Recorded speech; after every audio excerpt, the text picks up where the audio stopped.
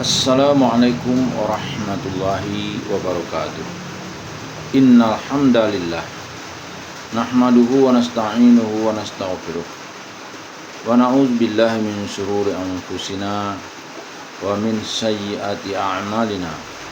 May yahdihillahu fahuwal muhtadi wa may yudlil falan tajida lahu waliyyan mursyida. Asyhadu an la ilaha illallah wa asyhadu anna Muhammadan abduhu wa rasuluhu la nabiyya ba'd. Allahumma shalli wa sallim ala hadzal nabiyil karim Muhammadin sallallahu alaihi wasallam wa ala alihi wa ashabihi ajma'in.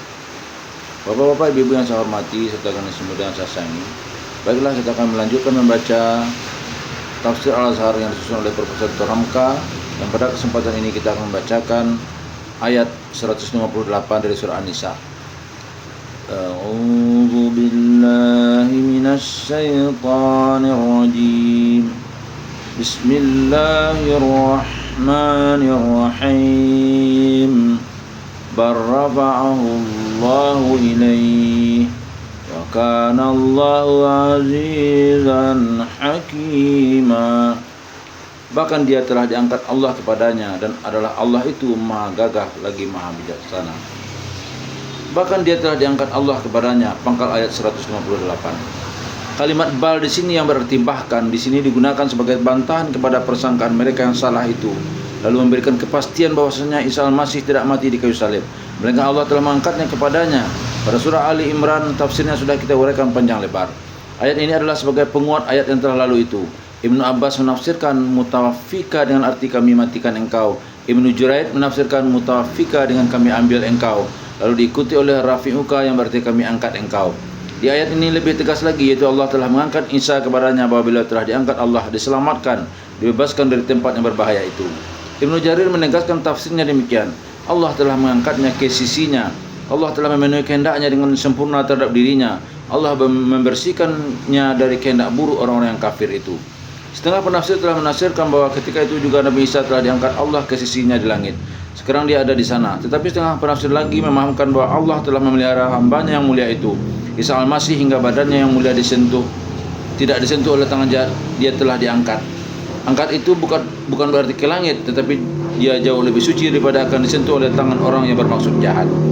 Penafsir-penafsir yang memegang penafsiran bahwa Nabi Isa telah ada di langit sekarang ini mengambil alasan bahwa ketika Nabi Muhammad SAW mi'raj ke langit, beliau bertemu dengan Isa Al-Masih bersama anak saudara ibunya Yahya di langit yang kedua.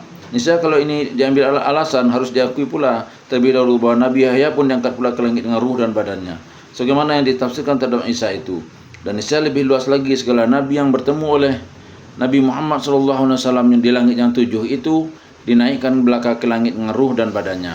Dan tidak ada seorang pun ulama ahli tafsir yang berkata demikian. Sebab itu datanglah penafsiran yang lebih dekat kepada paham kita dari Imam Ar-Razi. Beliau berkata, dia telah diangkat Allah kepadanya ialah ke tempat kemuliaan Allah, ke tempat kemuliaan yang pantas bagi seorang Rasul dan Nabi Allah. Maka tafsir ini sesuailah untuk menuruti kelanjutan ayat. Dan adalah Allah itu maha gagah lagi maha bijaksana. Ujung ayat 158. Betapapun gagahnya serdadu-serdadu yang datang menangkap, menjalankan perintah dari satu pemerintahan yang berkuasa, namun Allah lebih gagah. Tidak satu kekuasaan apapun yang dapat merintangi kegagahan Allah. Bagaimanapun bijaksana musuh Allah itu, namun Allah lebih bijaksana. Ada saja jalannya bagi Allah buat menggagalkan rencana busuk musuh-musuh Allah. Kemudian itu juga terdapat beberapa hadis ahad mengatakan bahwa Nabi Isa akan turun kembali dari langit untuk memecahkan kayu-kayu salib yang dipuja orang Nasrani dan membunuhi nabi babi-babi. Maka orang yang berpegang kepada paham dan tafsir bahwa Nabi Isa telah diangkat Allah ke tempat lain, bukan ke langit, terbagi dua pula penerimaan mereka akan hadis-hadis Nabi Isa akan turun ini. Setengahnya berpendapat tegas saja bahwa hadis-hadis ahad semacam ini tidaklah wajib dijadikan akidah atau kepercayaan, sehingga kalau hadis itu tidak dipakai atau dibekukan saja, tidaklah kita salah. Tegasnya, tidaklah keluar dari Islam orang yang tidak percaya bahwa Nabi Isa akan turun ke dunia sesudah bersemayam di langit beribu-ribu tahun lamanya.